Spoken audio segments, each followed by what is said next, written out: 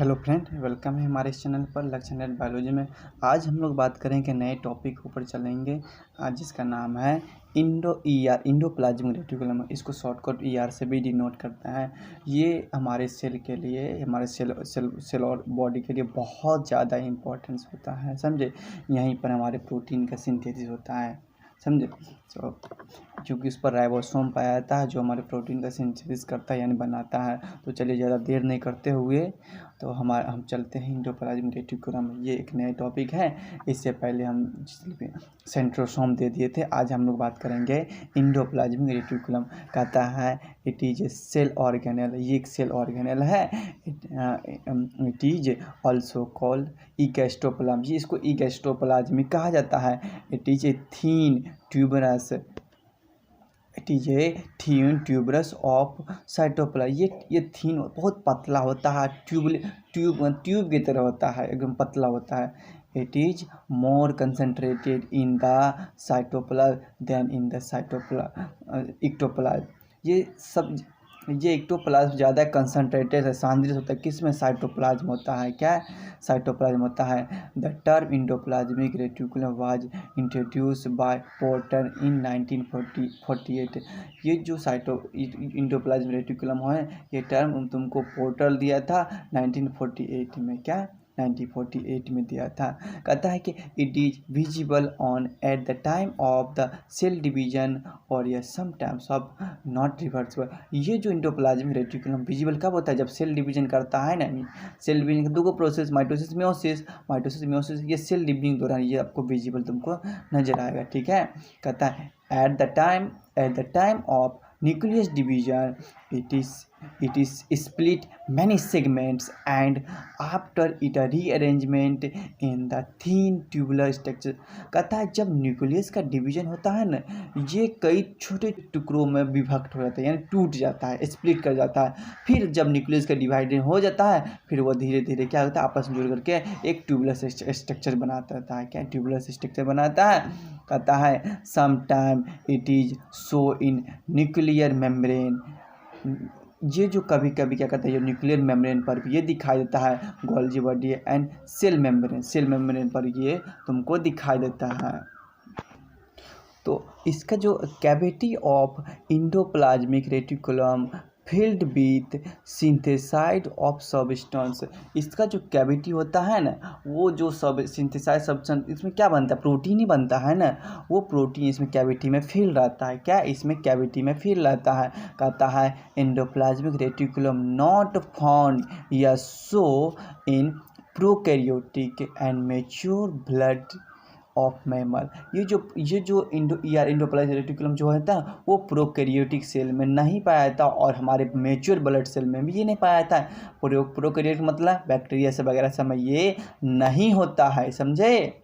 चलते हैं of mammal. कहता है ऑफ द एग्जाम्पल में आरबीसी हो गया, ईग्स हो गया, एम्ब्रायोनिक सेल में ये सब नहीं पाया था। कहता है इंडोप्लाज्मिक नोमेनक्लेचर बाय, इससे पहले बताते पोर्टर एक और वैज्ञानिक थे, क्या थे? कैलमन इन 1950। अगर पहले तो पोर्टर इसको नाम दिया था, उसके बाद पूरे डिस्कवर किया था बढ़िया से। वो अब तुमका पोर्टर था और कालमैन था। 1958 में फर्स्ट टाइम दिया था। Basically these founded in the active cell of organs as cells of liver। ये जो इंडोप्लाज्मिक रेटिकुलम जो जिस सेल में जो एक्टिव होता है, जैसे पैनक्रियाजिक सेल हो गया, लीवर सेल हो गया, इसका जो सेल होता है हाईली एक्टिव होता है। क्योंकि जब कभी कभी देखते इसमें कोई पेट में चाकू मार देने के बाद भी वो जिंदा हो जाता है। कैसे? क्योंकि पैनक्रिया जो लीवर से भी ये बहुत जल्दी वो रिकवर कर लेता है, ठीक है। ये मेन हाईली एक्टिव होता है and capable to fast division. Liver cell और पैनक्रियास सेल में जो होता है ना, वो काफ़ी ज़्यादा फास्टली डिवीजन होता है। कभी केवल मूवी में आप देखते होंगे कि किसी का चाकू मार देता है, फिर वो बंदा जिंदा रहता है। क्यों? अगर वो लीवर में रखता है तो वहाँ पर तो वो एक्टिव उस सेल डिवीजन करता है, वो जल्दी वो रिकवर कर लेता है, वो बाद में बच भी जाता है। लेकिन हमारे जो न्यूरल सिस्टम में जितना भी सेल होता है, माथा का जितना भी सेल होता है, वो जल्दी डिवीजन नहीं करता, उसका एक ही बार डिवीजन होता है। चलिए आगे चलते इस कुछ स्ट्रक्चर्स की बात किया जाए कि इंडोप्लाज्मिक रेटिकुलम देखो इस तरफ का है। ये दो तरह के इंडोप्लाज्मिक रेटिकुलम पाया जाता है ह्यूमन बॉडी में। एक होता है रफ, देखो स्मूथ होता है ना, एक स्मूथ है, इसमें खरखरा कुछ नहीं होता, ये स्मूथ है। और ये तुम्हारा रफ इंडोप्लाज, ये देखो ये तुम्हारा है ना राइबोसोम है। ये देखो छोटे छोटे बूंद का राइबोसोम है। इसको फैक्ट्री ऑफ प्रोटीन भी कहा गया है। क्या? फैक्ट्री ऑफ प्रोटीन कहा गया था। अगर प्रोकैरियोटिक की बात किया जाए तो राइबोसोम होता है 70S और यूकैरियोटिक में 80S होता है, समझे। तो चलिए ये बीच में हमारा क्या न्यूक्लियस है, क्या इस बीच में हमारा न्यूक्लियस। अब हम कुछ स्ट्रक्चर्स की बात करें। क्या? इंडोप्लाज्मिक रेटिकुलम कुछ ना कुछ स्ट्रक्चर्स होना चाहिए, इसे थोड़ी बन जैसे पृथ्वी का ढांचा मिट्टी पानी और भी बहुत तरह के वायुमंडल से बन के बना हुआ है, उसी तरह से हमारा इंडोप्लाज्मिक रेटिकुलम भी कुछ स्ट्रक्चर्स बन के मिल के बना होता है। इंडोप्लाज्मिक रेटिकुलम कंसिस्ट 3 कंपोनेंट, ये तीनों कंपोनेंट कंसिस्ट करता है। पहला कहता है they are cisternae, vesicles and tubules. एक सिस्टर्नी हो गया, वेसिकल्स हो गया, ट्यूबल्स। अब चलिए सिस्टर्नी की बात कर देखिए, कहता है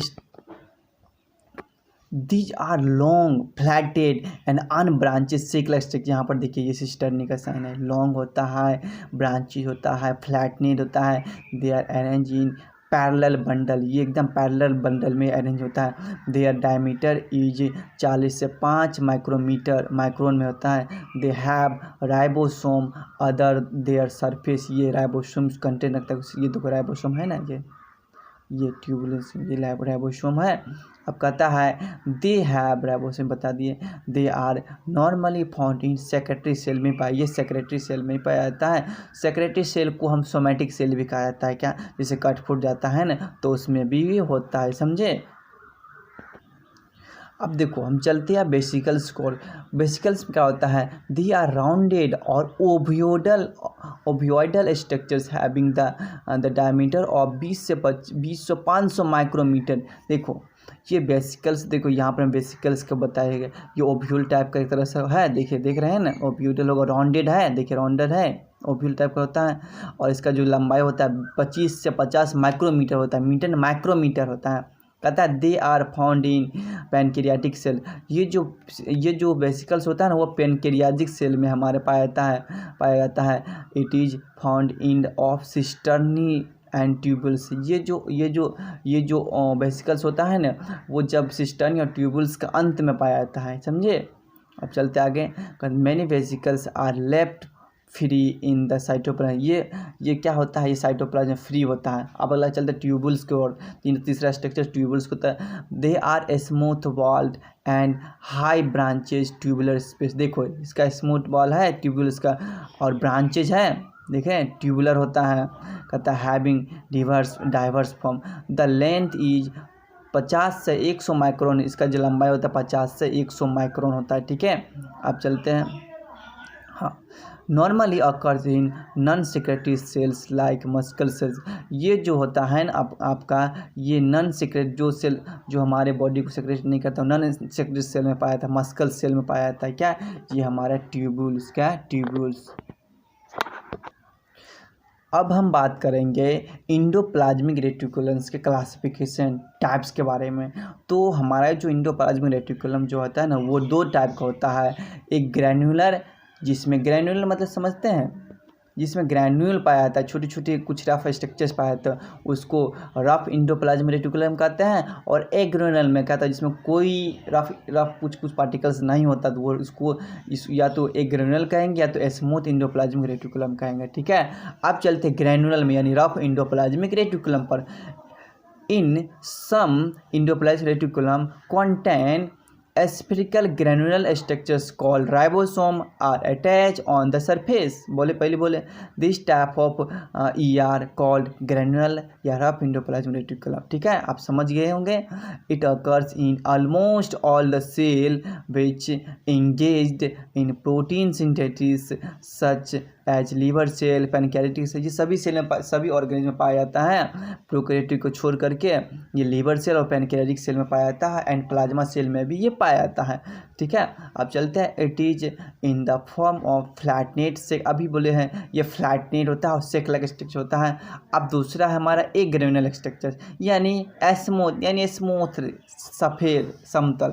अब चलो आगे चलते हैं, कहता है this types of endoplasmic reticulum surface not attach या कॉन्टेन राइबोसोम, इस पर राइबोसोम नहीं पाया था इसीलिए इसको स्मूथ कहा गया है। The surface of these ER is smooth, ये स्मूथ अब एकदम स्मूथ होगा था। It is occurs specially in those cells which are almost inactive in protein, ये वैसे सेल में पाया जाता है जो इनएक्टिव होता है और प्रोटीन का सिंथेसिस नहीं करता है, ठीक है। कहता है it is well developed in the cell that synthesise steroid, लेकिन हमारे जो स्मूथ इंडोप्लाज्मिक रेटिकुलम है ना, ये तुम्हारा स्टेरॉयड हार्मोन को सिंथेसाइज करता है, जैसे जीएच हार्मोन, स्टेरॉयड जो हार्मोन, टीएसएच हार्मोन, ये सब क्या कहता है, इसको कहता बनाता है। It is A system of tubule, ये सिस्टम एक ट्यूब्यूल का पहले ही बोले हैं कि ट्यूब्यूल लाइक स्ट्रक्चर होता है इंडोप्लाज्मिक रेटिकुलम। अब फंक्शन की बात करें, क्या फंक्शन ऑफ इंडोप्लाज्मिक रेटिकुलम, किसका, इंडोप्लाज्मिक रेटिकुलम का। हम अब फंक्शन के बाद, फंक्शन इसका क्या क्या है, और सब ऑर्गेनिक का अपना अपना कोई ना कोई काम होता है, समझे। तो इसका क्या काम, सबसे पहले इसका काम क्या है, the endoplasmic reticulum act as a secretory storage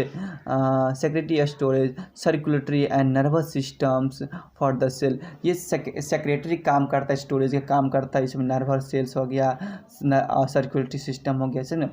eight the platform flowing function, इसका जो परफॉर्म कुछ फ्लो नीचे में फंक्शन दिया गया है। सबसे पहला है common function granular and A granular, कुछ जो फंक्शन होता है ना वो रफ और स्मूथ का फंक्शन दिया गया है, जिसमें ये है मैकेनिकल सपोर्ट, क्या है कहता है द इंडोप्लाज्मिक रेटिकुलम कहता है divided the fluid content of the which in given mechanical support, ये हमारे मैकेनिकल सपोर्ट, सेल को मैकेनिकल सपोर्ट या पूरी बॉडी को मैकेनिकल सपोर्ट प्रोवाइड करता है। Hence it is known as, तो हमारा पहला काम क्या था, इसका जो इंडोप्लाज्मिक रेटिकुलम का क्या काम था, पहले ये हमारे मैकेनिकल सपोर्ट को प्रोवाइड करता है, कहते हैं hence it is known as.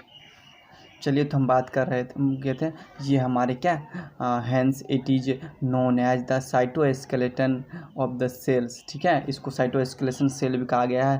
दूसरा पहला होगा हमका मैकेनिकल सपोर्ट प्रोवाइड किया।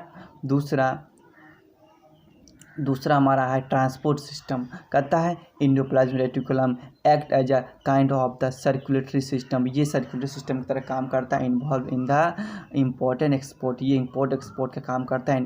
Intercellular circulation of the various substance, ये क्या कहता है, बहुत सारे सब्सटेंस का ट्रांसपोर्ट का भी काम करता है। By this process protein, lipids, enzyme etc, ये एक जगह से दूसरे जगह पर प्रोटीन, लिपिड्स एंड एंजाइम को क्या पहुंचाने काम करता है, यानी ये ट्रांसपोर्ट का भी काम करता है। यानी इसका जो फंक्शन होता है इंडोप्लाज्मिक रेटिकुलम का, ये ट्रांसपोर्ट का काम करता है। ये हमारे प्रोटीन, लिपिड्स एंड एंजाइम को ये एक जगह से दूसरे वेरियस पार्ट तक एक जगह दूसरी जगह पहुंचाता है, मतलब एक पार्ट से दूसरे part, cell to cell transfer करता है। कहते हैं by this process protein, lipids, enzyme act etc are transported to the various parts of cells. ये जो है ना, ये सबसे बड़ा फंक्शन, सबसे इम्पॉर्टेंट फंक्शन है प्रोटीन सिंथेसिस, यानी राइबोसोम, यानी ये हमारा तीसरा फंक्शन है, क्या इंडोप्लाज्मिक रेटिकुलम का तीसरा फंक्शन है। ये फंक्शन सबसे बड़ा इंपॉर्टेंस है, यानी प्रोटीन सिंथेसिस। अगर प्रोटीन सिंथेसिस नहीं करेगा हमारे बॉडी का कैसे रेगुलेट होगा, समझे। Ribosome are protein factories, amino acid attach with the ribosomes and peptide bond form a peptide chain. इसमें क्या होता है, जो राइबोसोम जो होता है वो पेप्टाइड बॉन्ड के, राइबोसोम को फैक्ट्री ऑफ प्रोटीन में कहा गया, जिसमें अमाइनो एसिड एक चेन वाइज में क्या अटैच रहता है, उसको पेप्टाइड चेन में अटैच रहता है। किससे, पेप्टाइड बॉन्ड से बंधा हुआ है। The ribosome attach to the endoplasmic reticulum are more essential for the synthesis of protein. ये सबसे बड़ा, अभी बोले सबसे बड़ा योगदान होता है। कहते हैं the synthesised proteins are collected by the ER के थ्रू ही जो प्रोटीन बन गया है वो कलेक्टेड करता है और एक जगह से दूसरे जगह तक पहुंचाता है। पीछे पहले ही तो बताया है ना, ये प्रोटीन का भी सेल टू सेल क्या करता है, ट्रांसपोर्टेशन का काम करता है। ठीक है, कहता है they are proceed and transported to other parts of the cells by the endoplasmic reticulum। ये इसके द्वारा इंडोप्लाज्मिक रेटिकुलम के द्वारा एक सेल से दूसरे जगह तक ये प्रोडक्ट को क्या कर ट्रांसपोर्ट करने का क्या करता है, काम करता है। अगला जो मेरा फंक्शन है वो 4 number synthesise of cholesterol and steroid hormone. अभी हम बताए जो स्मूथ हार्मोन जो होता है, स्मूथ जो इंडोप्लाज्मिक रेटिकुलम होता है उस पर तो राइबोसोम नहीं पाता, लेकिन ये कोलेस्ट्रॉल स्टेरॉयड हार्मोन्स को बनाने में बहुत बड़ा योगदान होता है। Endoplasmic reticulum is the major sites for the synthesis of the cholesterol by which the form steroid. Cholesterol के थ्रू का ये स्टेरॉयड हार्मोन को भी बनाता है। 5वां मेरा फंक्शन है detoxification. Detoxification occur in the endoplasmic of liver cell. Liver cell में हमारा डिटॉक्सिफिकेशन सब्सटेंस पाया जाता है। मैं बोलते हैं लाइसोसोम को आत्महत्या का थैली कहा जाता है, कहाँ पाया जाता है, लिवर सेल में पाया जाता है।